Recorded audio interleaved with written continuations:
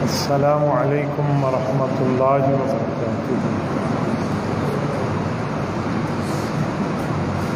نحمدہ ونصلی ونسلم علی رسولہ الکریم، اما بعد۔ معزز دوستو، آج 12 ربیع الاول سن 1445 ہجری بمطابق 29 ستمبر 2023 جمعۃ المبارک کا عظیم دن ہے۔ ماہ ربیع الاول میں نبی پاک صلی اللہ علیہ وآلہ وسلم کی آمد بھی ہے، اور ماہ ربیع الاول میں نبی پاک علیہ الصلوۃ والسلام کا دنیا سے جانا بھی ہے۔ تو ربیع الاول کے مہینے میں یہ دونوں چیزیں رکھ کے اللہ جل شانہ نے آپ کے اور میرے لیے یہ سبق بنا دیا ہے کہ ہم لوگ اعتدال میں رہیں، نہ آنے کی اتنی خوشی مناؤ کہ آپ کو وفات بھول جائے، اور نہ وفات کا اتنا غم اپناؤ کہ آپ کو آنے کی معاملات میں حضور پاک علیہ السلام کی ولادت بھول جائے۔ اسی لیے خیر الامور اوسطها، درمیانی معاملہ بہتر ہے۔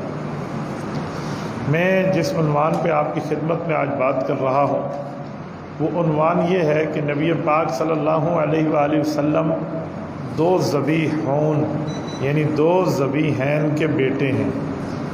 نبی علیہ السلام کے والدین میں دو والد ایسے ہیں جو ذبیح کے نام سے مشہور ہیں، ایک حضرت عبداللہ حضور پاک علیہ السلام کے ابا جان، اور ایک حضرت اسماعیل علیہ السلام حضرت ابراہیم علیہ السلام کے بیٹے حضور پاک کے جد امجد۔ حضرت اسماعیل علیہ السلام کا تو ذبیح اللہ ہونا سب کے سامنے ہے۔ اکثر آپ ہم سے سنتے رہتے ہیں کہ حضرت ابراہیم علیہ السلام نے خواب دیکھا تو انہیں کی گردن پہ چھری چلا رہا ہوں۔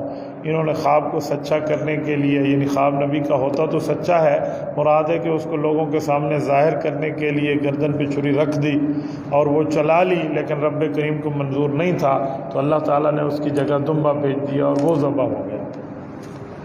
تو اس وجہ سے انہیں ذبیح اللہ کہا جاتا ہے۔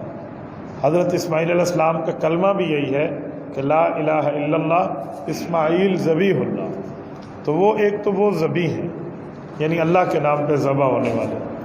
دوسرے ذبیح حضور پاک علیہ السلام کے والد ہیں۔ نبی پاک صلی اللہ علیہ وسلم کے ابا جان کیسے ذبیح ہیں، اس بارے میں یہ بات ذہن میں رکھیں۔ مستدرک حاکم میں بھی روایت موجود ہے، اس کے علاوہ تفسیر طبری میں بھی موجود ہے، تفسیر زاد المنیر میں بھی موجود ہے، تفسیر زاد المیسر میں بھی موجود ہے، اور ابن کثیر نے بھی اس پر کچھ کلام فرمایا ہے۔ وہ یہ ہے کہ نبی پاک صلی اللہ علیہ وآلہ وسلم کی بات حضرت معاویہ رضی اللہ تعالیٰ عنہ نقل فرماتے ہیں۔ حضرت معاویہ رضی اللہ تعالیٰ عنہ اپنے دور میں دربار خلافت عادلہ میں موجود تھے، تو حضور پاک صلی اللہ علیہ وسلم کی بات آئی تو انہوں نے فرمایا ہمارے نبی ابن الذبیحین ہیں، دو ذبیحوں کے بیٹے ہیں۔ تو دربار میں بیٹھے ہوئے ایک شخص نے پوچھا امیر المؤمنین، دو ذبیحوں سے مراد ایک تو حضرت اسماعیل علیہ السلام ہے، ان کے اولاد میں حضور، تو وہ ایک ذبیح ہیں، دوسرے ذبیح؟ فرمایا حضور پاک علیہ السلام کے پاس جب ہم بیٹھے تھے یہی بات چلی تھی، تو جو بات میں نے حضور سے سنی ہے وہ آپ کو بتایا دیتا ہوں کہ نبی علیہ السلام کے سامنے ایک دیہاتی آیا اور اس نے سوال کرنے میں یوں انداز اختیار کیا، یا ابن الذبیحین، اے دو ذبیحوں کے بیٹے میرا یہ مسئلہ حل کر دیں۔ تو نبی پاک علیہ السلام نے اس کا مسئلہ حل کر دیا۔ آپ علیہ السلام اس کی بات پر ہنسے، خوش ہوئے، مسکرائے، آپ علیہ السلام نے کوئی برا نہیں منایا۔ تو کہتے ہیں آپ علیہ السلام نے پھر ہم بتایا کہ ایک ذبیح تو حضرت اسماعیل ہے اور دوسرے ذبیح میرے ابا حضرت عبداللہ ہیں۔ فرمایا وہ کیسے؟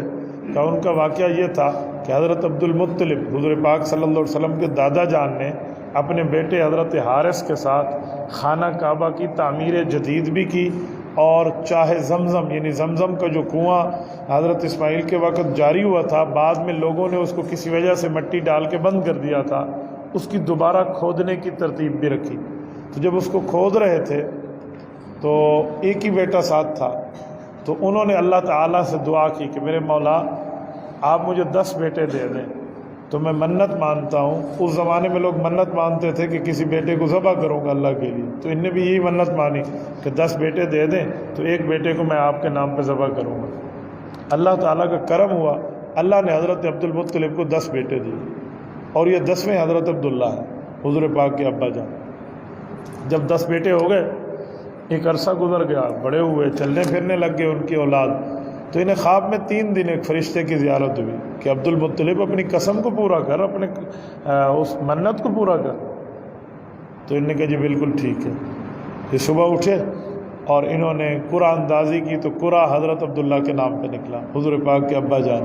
ان کا ہاتھ پکڑا اور فرمایا میں نے تمہیں اللہ کے لیے قربان کرنا ہے۔ یہ اپنے ابا کے ساتھ چلنے لگے تو حضرت عاتقہ حضور علیہ الصلوۃ والسلام کی پھوپھی ہے، ام حکیم بیضاء نبی علیہ السلام کی پھوپھی ہے، حضرت عروہ نبی علیہ السلام کی پھوپھی ہے، وہ بہنیں تھیں حضرت عبداللہ کی۔ تو بہنوں کو تو بھائی پیارے ہوتے ہیں، انہوں نے جا کے ابا کے گھٹنے پکڑ لیے، ابا کا دامن پکڑ لے کے ابا جی ہم اپنے بھائی چھوٹے بھائی کو ہم نہیں جانے دیں گے۔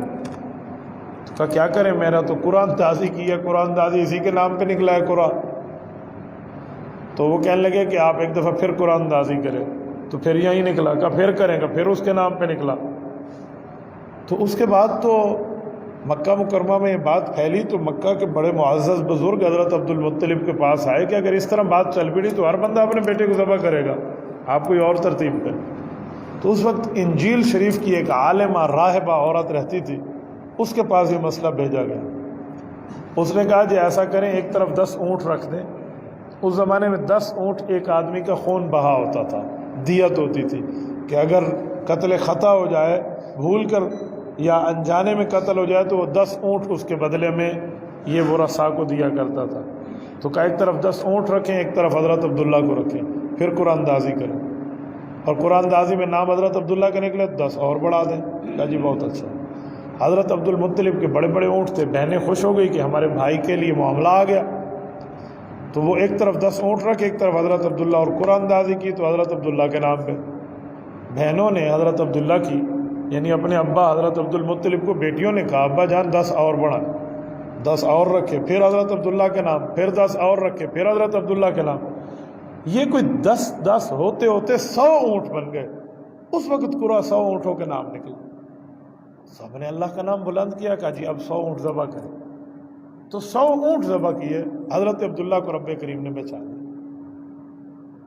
تو وہ جو دیہاتی نے آ کر حضرت معاویہ فرمان لگے کہ اللہ کے رسول کو یہ بات کی تھی کہ یا ابن الذبیحین، اے 2 ذبیحوں کے فرزند، کہا میرے والد حضرت عبداللہ اس طرح ذبیح ہیں۔ پھر نبی علیہ الصلوۃ والسلام فرماتے ہیں کہ دیکھو اللہ تعالیٰ نے میرے والد کی وجہ سے آج خون بہا 100 اونٹ قرار دے دیا۔ اس وقت جو قتل خطا ہو جائے نا، خطا میں جو قتل ہے، اولیاء کی جو دیت بنتی ہے نا، اولیاء مقتول کے ورثاء کی جو دیت ہے وہ 100 اونٹ ہے۔ اس میں 25 1 سال والے، 25 2 سال والے، 25 3 سال والے، 25 4 سال والے، یہ اونٹ رکھے جائیں۔ ان کے نام ہیں باقاعدہ عربی میں اور کتابوں میں، بنت لبون، بنت مخاض، حقہ، جزع۔ بنت لبون یہ 1 سال والا اونٹ ہے، بنت مخاض 2 سال والا، حقہ 3 سال والا، جزع 4 سال والا اونٹ ہے۔ تو یہ 25 25 25 25 یہ 100 بنیں گے، تو 100 اونٹ یہ ایک بندے کی دیت بنتی ہے۔ تو وہ کہتے ہیں حضور علیہ السلام نے فرمایا میرے والد کی وجہ سے اللہ نے 10 سے بڑھا کر 100 اونٹ کی دیت رکھ دی۔ اور اسلام نے بھی اس بات کو اتنا پسند کیا، بعد میں حضرت عبداللہ کی شادی ہوئی حضرت اماں آمنہ سے، نبی علیہ الصلوۃ والسلام دنیا میں تشریف لائے، حضرت عبداللہ دنیا سے رخصت ہو گئے، اسلام نے بھی 100 اونٹوں کو آج تک برقرار رکھا۔ اس کے لیے کوئی نیا حکم نہیں آیا کہ خون بہا علیحدہ سے۔ یہاں میں ایک نقطہ آپ کی خدمت میں عرض کرتا ہوں، حضرت عبداللہ کا ذبح ہونا بنتا نہیں تھا۔ آپ کہیں گے کیسے؟ نبی پاک علیہ السلام کے آباء و اجداد میں جتنے والدین ہیں، ان میں سے جس کا مسئلہ آیا وہ حضور علیہ السلام کی وجہ سے رب کریم نے ان کو اس مسئلے سے نکال دیا۔ آپ کہیں گے کیسے؟ حضرت آدم علیہ السلام بھول ہو گئی، اللہ نے زمین پہ بھیجا۔ آپ سنتے رہتے ہیں جب دعا مانگی تو کیا مانگی؟ ربنا ظلمنا انفسنا قرآن میں لکھی ہے، ایک دعا یہ مانگی، اور ایک دعا حدیث میں لکھی ہے اللہ حضور کے وسیلے سے معافی دے دے، اللہم انی اسألک بحق محمد ان تغفر لی۔ تو بس معافی مل گئی نا حضور کے وسیلے سے، یعنی حضور کے والدین میں حضور کے والد حضرت آدم کو معافی، بھول کی معافی حضور کی وجہ سے۔ اچھا ایک بات اور کرتا ہوں، آگے چلیں۔ حضرت اسماعیل علیہ السلام کے والد حضرت ابراہیم علیہ السلام، کفار نے آگ میں ڈالا ہے نا، چیخا کی آگ بنائی اور اس میں ڈالا۔ یہ نمرود کے اپنے محل کے ساتھ ایک جگہ تھی، وہاں پر اس نے آگ میں ڈالا۔ یہ عام زیادہ تر مشہور ہے کہ ترکی کا شہر ہے عرفہ، یہ عرفہ میں ایک نمرود کا قلعہ ہے جو آج تک ہزاروں سال سے محفوظ ہے۔ میں نے وہ قلعہ دیکھا ہے اور وہ جگہ بھی دیکھی ہے، اور جن دو ستونوں کی عمر کہتے ہیں 5000 سال سے بھی زائد ہے، ان سے وہ ایک جھولا نما باندھ کے تو حضرت ابراہیم علیہ السلام کو آگ میں ڈالا تھا نا۔ اتنی آگ تھی کہ قریب نہیں جا سکتے تھے۔ تو آج کل وہاں پانی ہے، وہ مچھلیاں رہتی ہیں ساری، انہوں نے بنایا ہوا ہے۔ تو حضرت ابراہیم علیہ السلام کو وہاں ڈالا گیا تو رب فرماتے ہیں قلنا یا نارو کونی بردًا وسلاما علی ابراہیم۔ ہم نے آگ کو کہا آگ ٹھنڈی ہو جائے۔ آگ نے پوچھا اللہ کیسی ٹھنڈا، کیسی ٹھنڈی بن جاؤں، برف؟ فرمایا نہیں، بردن ٹھنڈی بننی ہے، وسلامن ابراہیم اندر سلامت رہے، بردًا وسلاما علی ابراہیم، اس کو کچھ نہ ہو۔ 40 دن آگ میں رہنے کے بعد جب آگ بجھی، آپ اندازہ لگے کتنی آگ ہوگی جو اتنے دنوں بعد بجھی۔ یوں کپڑوں کو جھاڑا، چادر اپنے کندھے پہ رکھی اور اللہ کا نام لے کر اس آگ کے چیخا سے حضرت ابراہیم علیہ السلام باہر آئے۔ ان کا بنتا نہیں تھا یہ یہاں پر ختم ہو جانا۔ کیوں؟ اس کی بھی وجہ حضور ہے۔ حضرت ابراہیم علیہ السلام سے رب نے 4 امتحان لیا نا، اور ان نے بھی ایک دعا اللہ سے مانگی تھی، ربنا وابعث فیہم رسولا منہم یتلو علیہم آیاتک ویعلمہم الکتاب والحکمہ۔ مولا آپ نے امتحان مانگے، میں نے دے دیے، اب میں بھی آپ سے وہ مانگتا ہوں جو آپ کے پورے خزانے میں اکیلا ہے، وہ محمد صلی اللہ علیہ وسلم میری نسل سے کر دے۔ اللہ نے قبول فرمائی نا۔ تو حضرت اسماعیل علیہ السلام، حضرت ابراہیم علیہ السلام نعوذ باللہ جل جاتے، تو وہ نور محمدی جو منتقل ہوتا آ رہا تھا وہ کہاں جاتا؟ رب کریم نے حضرت ابراہیم کو محفوظ رکھا۔ اچھا آگے آئیں، حضرت اسماعیل کے لیے امتحان ہے۔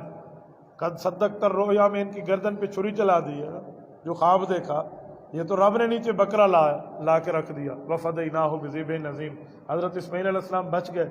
کہتے ہیں حضرت اسماعیل کے بچنے میں بھی حضور پاک کی نور محمدی کا دخل تھا کہ اس وقت حضرت ابراہیم سے حضرت اسماعیل میں وہ رسول اللہ صلی اللہ علیہ وسلم کا وہ نسب منتقل ہو چکا تھا۔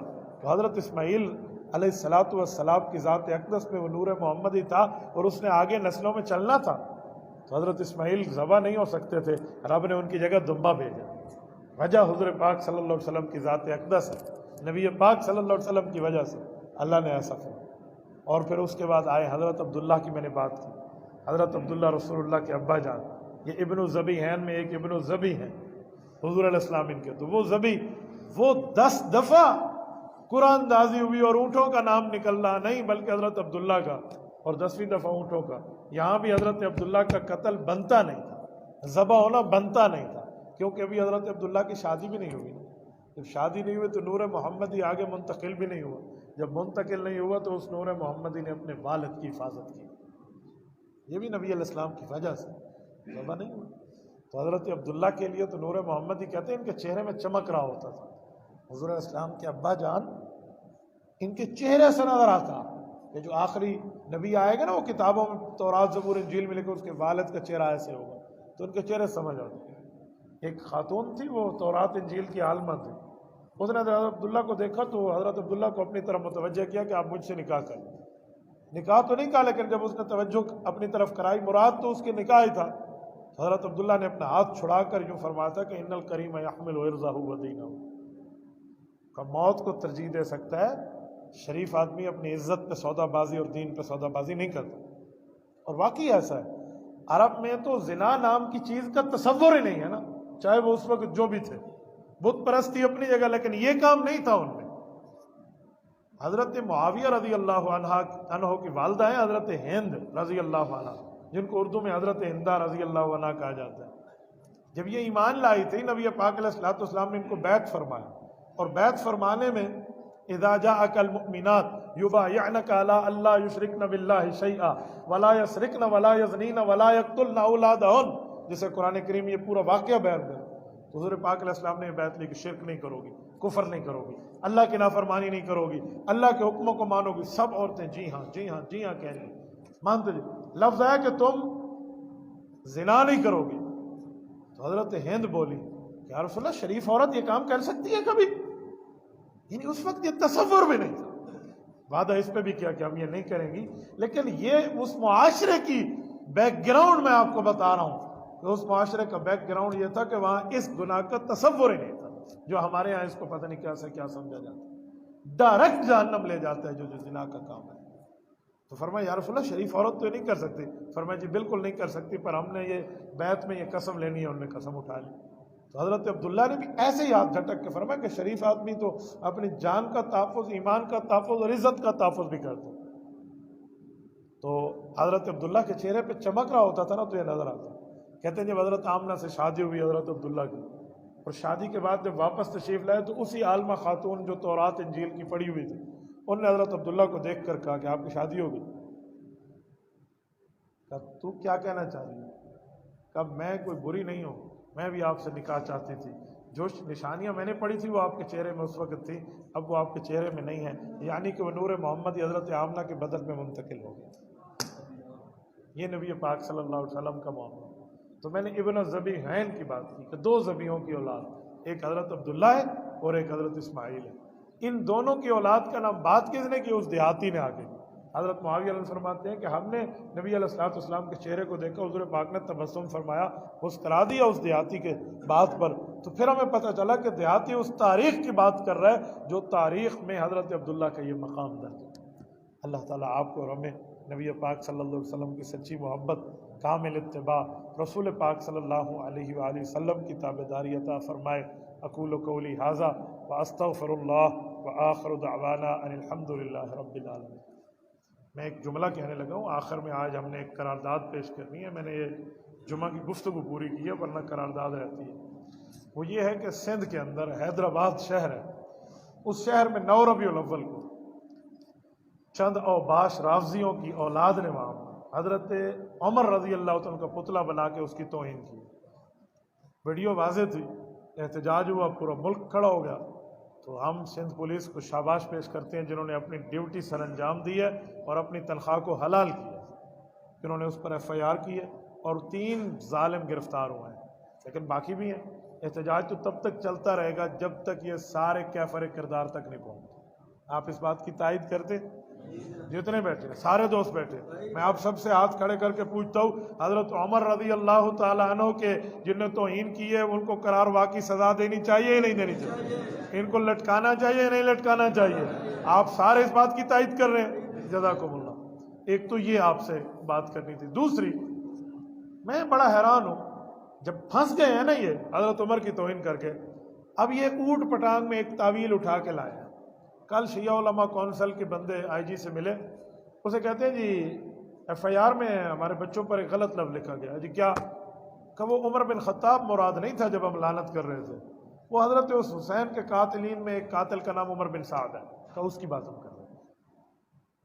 تو یہ لولہا لنگڑا ایک تعویل کا راستہ انہوں نے کھولا ہے، اس بات سے بچا نہیں جائے گا.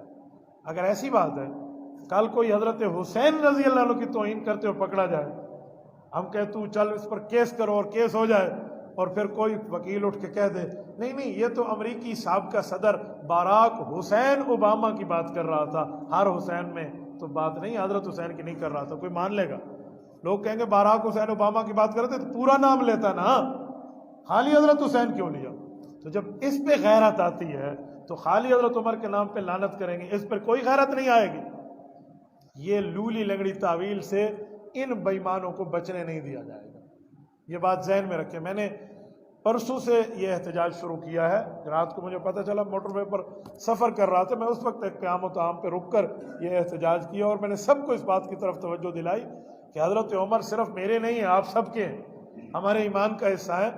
یہ کس فیکٹری سے بندے تیار ہوتے ہیں؟ ہم یہ تو دیکھیں کہ حضرت عمر کی توہین ہو رہی ہے، نعوذ باللہ.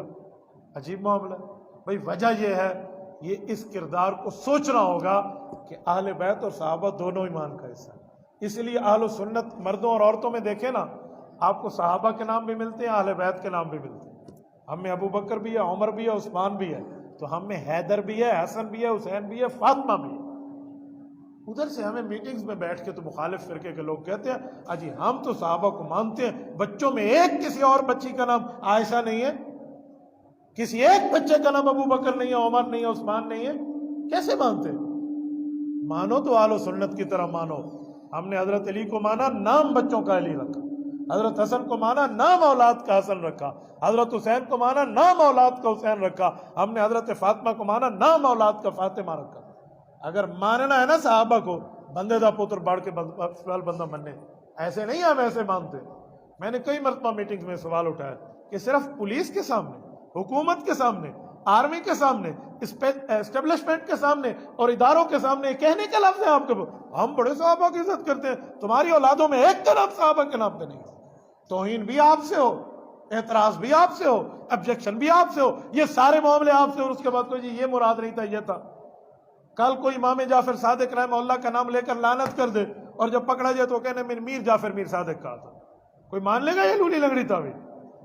تو یاد رکھیں، یہ 2 نمبری طریقے سے صحابہ کرام کی گستاخی کا دروازہ نہیں کھولے دیا جائے۔ آپ اس کی تائید کر رہے ہیں؟ میں نے حکومت سے تیسرا دن ہے جملہ کہہ رہا ہوں، رات میں لاہور میں تھا، میں رات 3 بجے وہاں سے چلا ہوں، صرف یہ بات سمجھانے کے لیے کہ بھائی ایک بات ہے، ہم نے آئین اور قانون کی پیروی کی، ہم نے قانون ہاتھ میں نہیں لیا، ہم نے قانون کے حوالے کیا۔ قانون اتنا لولا لنگڑا ہو کہ ان کو چھوڑ دے گا نا تو پھر کئی غازی علم الدین موجود ہیں۔ پھر آپ یہ نہ کہنا کہ جا یہ ہو گیا جی یہ ہو گیا فلاں، پھر کسی کے جذبات متاثر ہوں گے، کسی نے اٹھ کے اس فرعون کے اوپر برسٹ اپنا فارغ کر دینا ہے، پھر اس کے بعد آپ ہمیں کہیں گے جی فلاں ہو گیا فلاں ہو گیا۔ آپ امن کے درس دو، پھر امن کی بھینگ نہیں مانگی جائے گی، یاد رکھیں۔ پھر ہم کہاں تک مانیں گے؟ ایسے نہیں ہونا چاہیے۔ بات جہاں فیکٹ ہے اس کو تسلیم کرنا چاہیے۔ پرسوں میں کی بات کر رہا ہوں اچرا لاہور کی، میں رات وہاں گفتگو کر رہا تھا مولانا علیم الدین شاکر دامت برکاتہم کے پاس، وہ بتا رہے ہیں ہمارے محلے میں ایک شخص نے نبوت کا جھوٹا دعویٰ کیا پرسوں اچرا میں لاہور میں، ڈی ایس پی موقع پہ آئے، اس کو گرفتار کرا دیا، اس پہ پرچہ ہو گیا، بندہ حوالات چلا گیا، اب اس کا کیس چل رہا ہے۔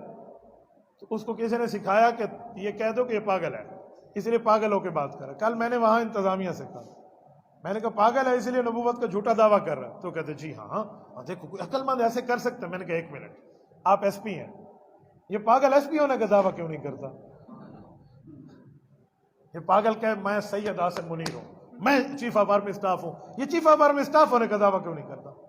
یہ کہہ دے میں صوبے کا وزیر اعلیٰ ہوں، یہ وہ دعویٰ نہیں کرتا۔ نبوت تخت مشق میں لیا، نعوذ باللہ۔ میں نے کہا یہ بے وقوف والی باتیں اپنی جیب میں رکھو، یہ باتیں آپ یہ پٹیاں ہمیں نہ پڑھائیں۔ جو پکڑا جائے وہ پاگل ہے، جو پکڑا جائے وہ پاگل ہے، جو نہیں پکڑا جائے اس کو باہر کا ویزا مل لے اور چل میرا بھائی۔ یہ اس طرح نبوت کی توہین کا دروازہ نہیں کھولنے دیا جائے گا۔ میں نے وہاں بھی یہ بات کی، آپ سے بھی کیا، آپ جتنے دوست بیٹھے، آپ کے پاس واٹس ایپ گروپ ہو، آپ کے پاس اسٹیٹس ہو، آپ کے پاس فیس بک ہو، آپ کے پاس یوٹیوب ہو، آپ کے پاس انسٹاگرام ہو، آپ کے پاس ٹک ٹاک ہو، آپ کے پاس ٹویٹر ہو، جتنے پلیٹ فارم ہیں سوشل میڈیا کے، اس پر تو کوئی پابندی نہیں ہے نا۔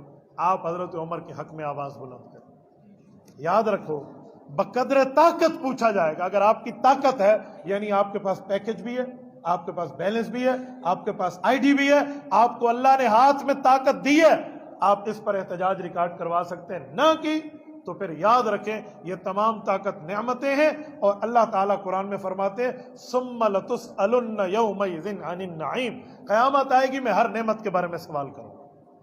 یہ آپ کے پاس طاقت ہے، دنیا میں ہم بیٹھے ہیں۔ وہ عمر جس کے لیے حدیث میں ہے کہ آسمان کا ہر فرشتہ اس کو سلام کرتا ہے اور زمین کا ہر شیطان اس سے کانپتا ہے، تو ہمیں بڑی آسانی سے شیطان سمجھ آ جاتے ہیں کہ شیطان تے کتھوں نکل دیں تے کتھوں آ جائیں۔ بڑی اچھی طریقے سے شیطانی فیکٹری اب تو پہچان لی گئی ہے۔ یہ اب لولی لنگڑی تعویلوں سے ان بےایمانوں کو اور حضرت عمر کے گستاخوں کو نہیں چھوڑا جائے گا انشاءاللہ۔ آپ تائید کر رہے ہیں؟ جزاکم اللہ تعالی، وآخر دعوانا ان الحمد للہ رب العالمین۔